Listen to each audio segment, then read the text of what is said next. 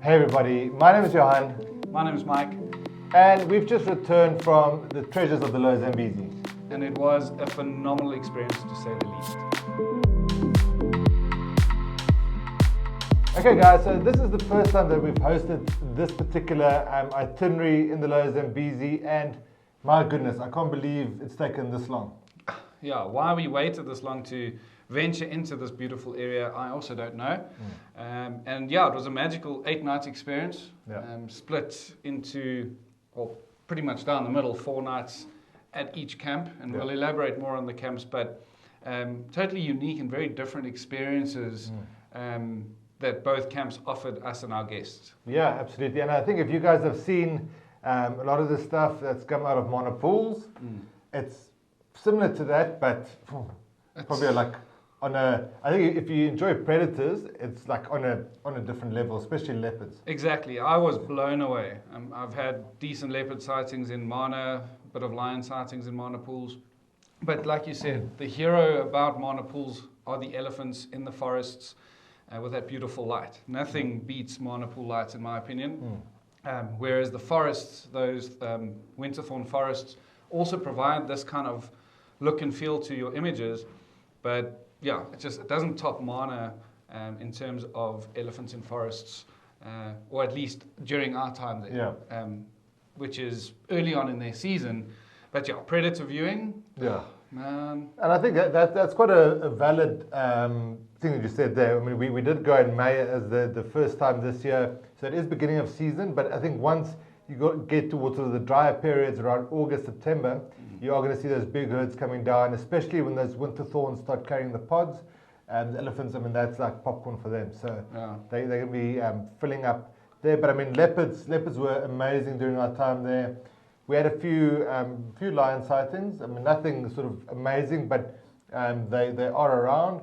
And then unfortunately, we didn't get to see the dogs, but that's another big attraction in the area there, which I think at the moment the pack, 29. And by the sounds of it from reports, that the male will offer female and the beta are pregnant. So I mean, that pack could get to 50 very quickly, quite easily. And I mean, to imagine that is crazy. Yeah, and it was unfortunate that we didn't get to spend time with the dogs or see them because they're about to start denning and looking for den sites. So they're doing their last visit to the west of the reserve while we were there, and they actually pushed out and into the communities, and they slowly started to make their way back as our trip was drawing to a close.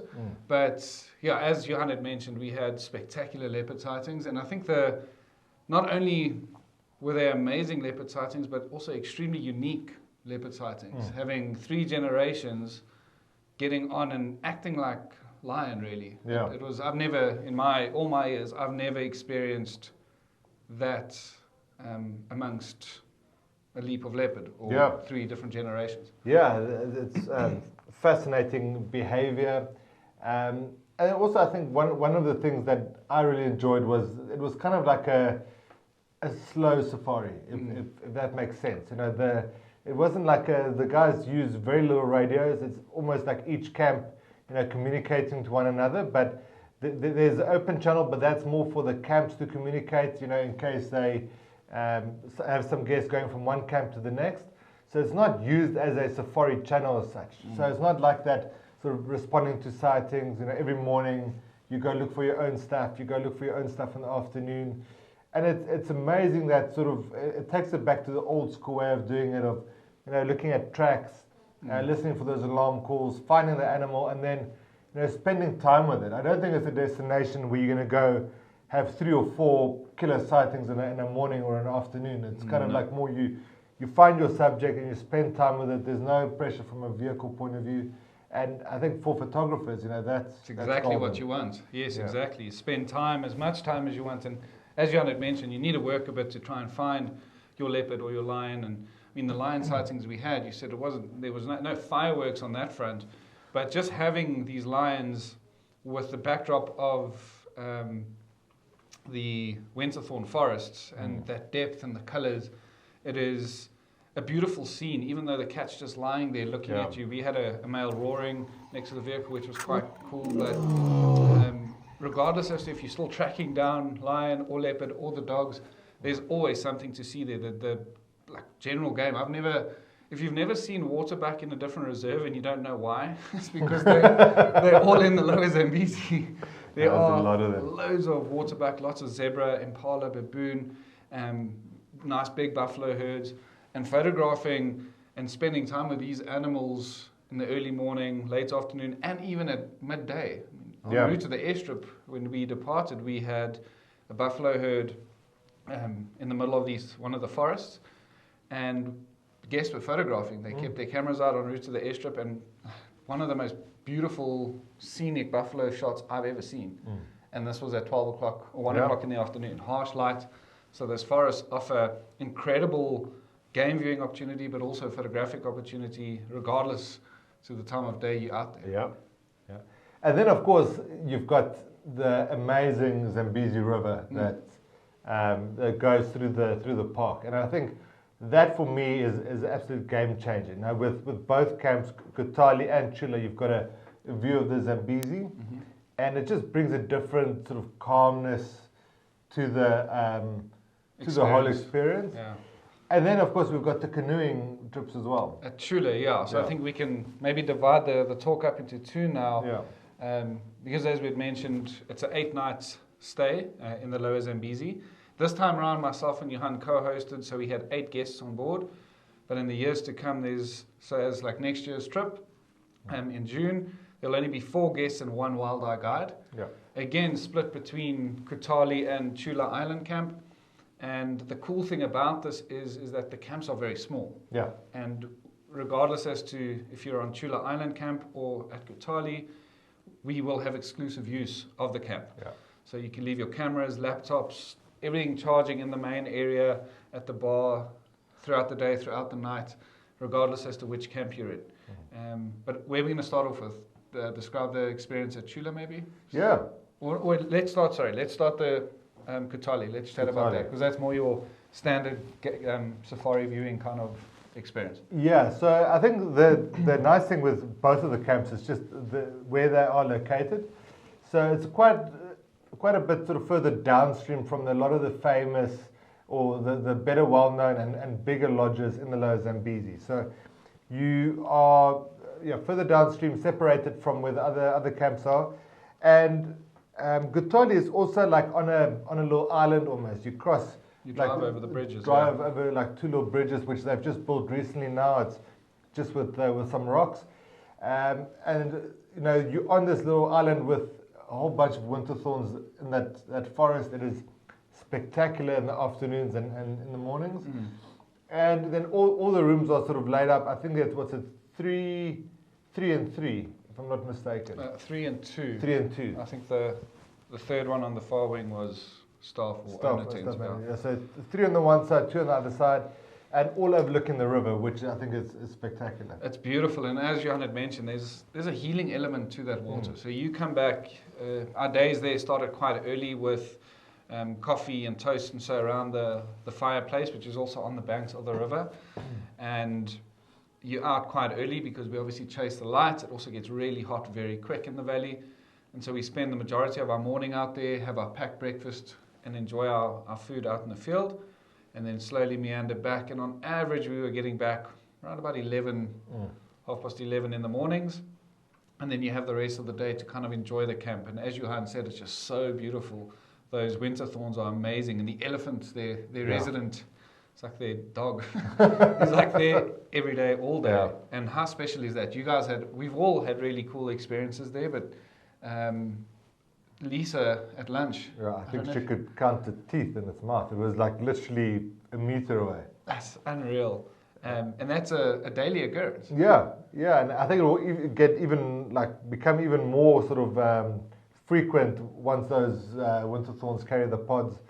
As it dries up, yes. And photographically speaking, photographing from camp, we had elephants crossing the Zambezi right in front of us, walking in front of the tents in the river, and then this bull walking through the forest. It's a beautiful place to photograph. Yeah, absolutely. And that all happens before afternoon safari. So at Kutali, our focus was more on the vehicle-based stuff. You can do canoe trips from there through the Kalefu channel, but I think and they're just figuring out how they're going to do it. And also with it being the beginning of season, there are quite a few branches and things that have sort of blocking the channel a little bit. So once they clear that out, you can canoe from there. And then you guys also did a boat trip from there as well, which I think then your main focuses are sort of elephants crossing the river towards the channels. And again, if you photographing downstream, you've got that beautiful backdrop of the mountains yeah, with the water, and then these islands with the reeds on them. It is very special, very pretty. It really is. It really is. And the flexibility to either jump on a boat, zoom somewhere, go for a walk, get on a vehicle, do a vehicle-based activity, and or just stay in camp. It's a magical experience all round. But I think from a game drive point of view, and it could probably also just be because it was so early in the season, I did feel that Kutali was a lot more productive in terms of game drive or game viewing, and especially from a photographic aspect. Yeah. It's literally 10 minutes from camp. We were pretty much almost guaranteed those 3 leopard. Yeah. And we had leopard and lion the one morning in almost the exact same sighting. They were 50 meters apart. Leopardess in this big, beautiful fallen over tree. Lions fast asleep below her, not even knowing she was there. Elephants all around us. So that area around Kutali is just extremely productive. And from what I hear the guides telling us, it's pretty much like that year round. Yeah. In fact, it probably only get better, which is a little bit hard to believe, but yeah. Exactly. So then after 4 nights at Kutali, we swapped over. You want to chat about Chula Camp? Chula Camp, sure, yeah. So also situated a little bit further inland, if you may. You're on a exclusive or private island because a vehicle cannot simply drive across onto this island. To get onto the island, we needed to get onto this boat that these guys built, a really cool invention. 2 boats kind of glued together, if I may. It sounds dodgy, but it's a really well-constructed thing, raft, pontoon with a walkway in the middle, seats. And this, you need to kind of paddle across the channel, so the vehicles stay on the mainland. You paddle across, and there's a vehicle on the island which they kind of floated across when they established the business. So there is a vehicle on that side, and then it's about a 10-minute drive, 15-minute drive to camp. And you do have the view of the Zambezi River from there, but it's slightly further away from the river than Kutali is. Yeah. There is a channel that runs through there. They're busy building new bridges so that guests can walk across and get a bit closer to the water. But a really cool setup and a very different feel to Kutali, because Kutali is in a young winter thorn forest, so massive tall trees, and Chula and the island itself is predominantly Trichelias. Mahoganies. Yeah. Mahogany forest with a few winter thorns scattered around, but a really cool feeling being in this camp, knowing that you are the only, and when we say it's an island, it's not a tiny little island. There's still lion, leopard, elephant, things move and wander, and kind of nature takes its natural path on this island. But to know that we are the only people on that island, no one else can get to us. The only way you can get there is by boat or canoe, which is really special. But a very similar setup to and day-to-day routine as we had at Kutali, whereas you start your mornings very early. You get onto your vehicle, drive to the pontoon over the Discovery Channel and get into your vehicle, and you do your morning game drive to prioritize more of your kind of cat viewing, forest photography with things moving through. And then in the afternoon, and this is where Johan said it's a very slow-paced, relaxed environment, is that our afternoons there, we prioritize doing canoeing down the Discovery Channel, which eventually leads and flows into the main Zambezi River. And to me, it is one of the coolest experiences I've ever done on safari, I'd say, but also definitely a major highlight to our experience in the Lower Zambezi with Classic Zambia. It's a beautiful experience. Getting so close to, like your hippo. Both of our groups had really cool elephant encounters, going downriver with elephants crossing the channel or drinking on the banks of the channel or just moving. But baboons and bird life and reptiles and mean, and you can just hear everything. It's like all your senses are heightened. It's similar to a walking safari, but with the walking, there's the crunching of the leaves and kicking of branches, whereas this, you're just drifting down this channel, and it's absolute tranquility. Yeah. I loved it. And it's so how we did it is we had 3 canoes going down. So 2 of the canoes had 2 guests in each. Each canoe's got a guide in it at the back who will do the paddling and the steering. So you don't actually need to paddle at all. You can literally sit with a camera in hand, photograph. And I mean, those guys know that channel so well. So, you know, a lot of people have said, you know, it looks quite dangerous just from Instagram videos and stuff that we've put up. Of course, there is an element of danger. You know, if you're doing a game drive, there's an element of danger. It's still wild animals. Just being out there. Yeah. But, you know, hippos they're very territorial. So they would almost, every time you go, say, okay, around the next corner, there should be about 4 or 5 hippos here, and you come around the corner and they're there. And it's not a case of you just paddle sort of towards them and you know, hope that they make way.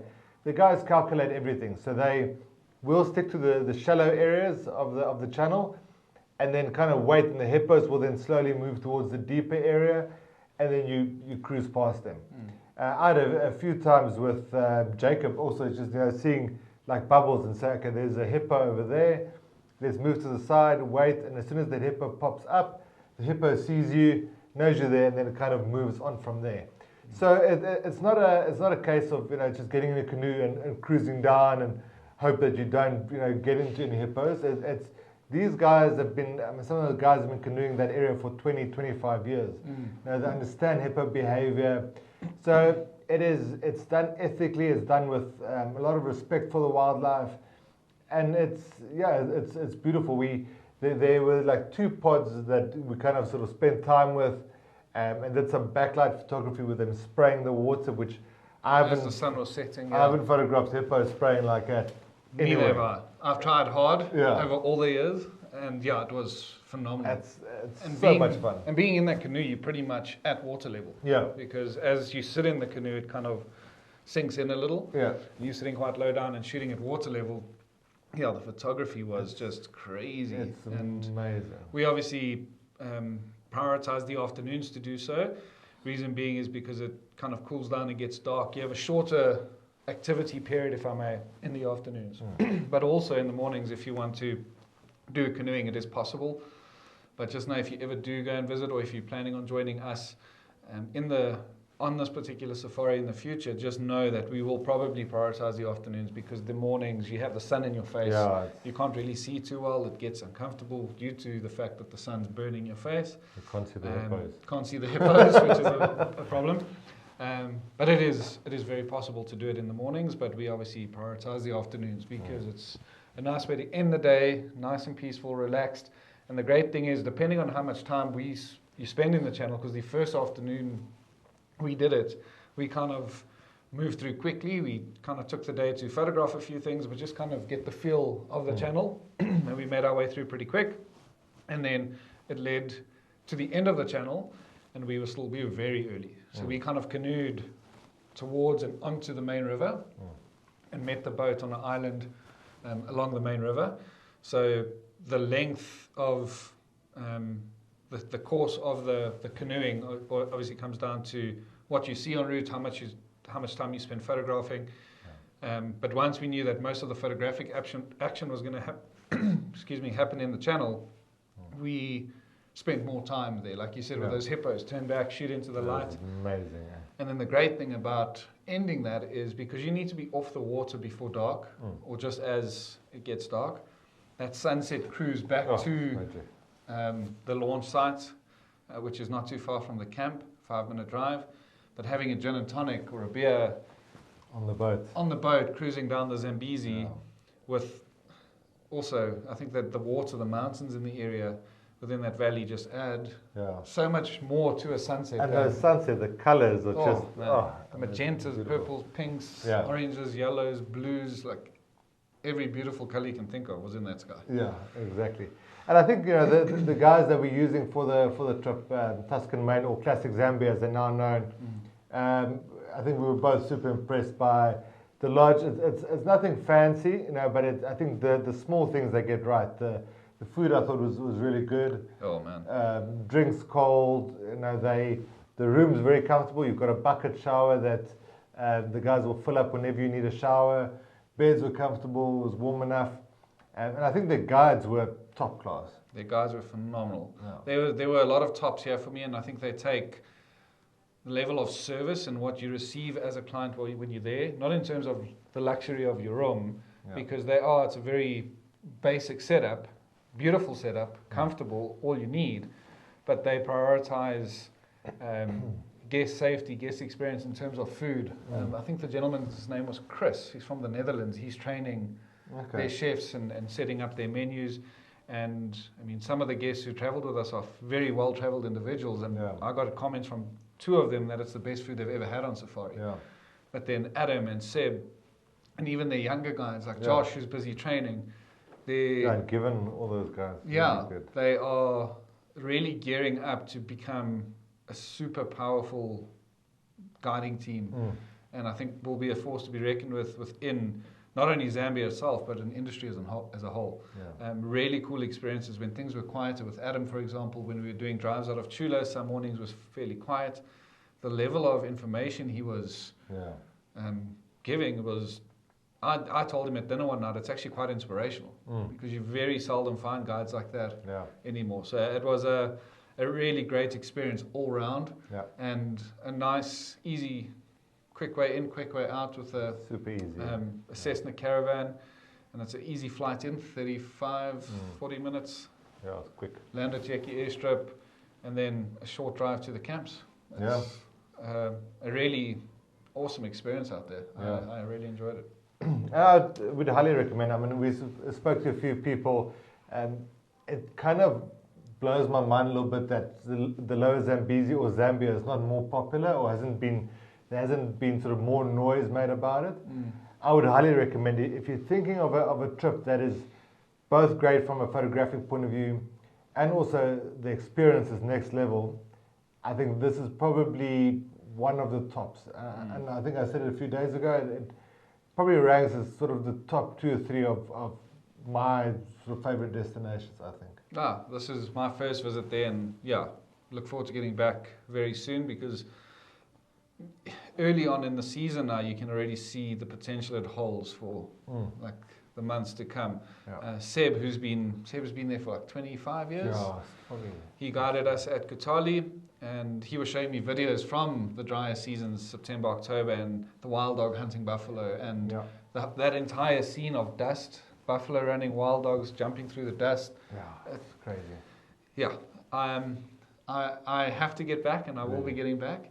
And like Johan said, we highly recommend you, if you are looking at planning a trip into Southern Africa, Zambia, Zimbabwe, Lower Zambezi should be high up on that list.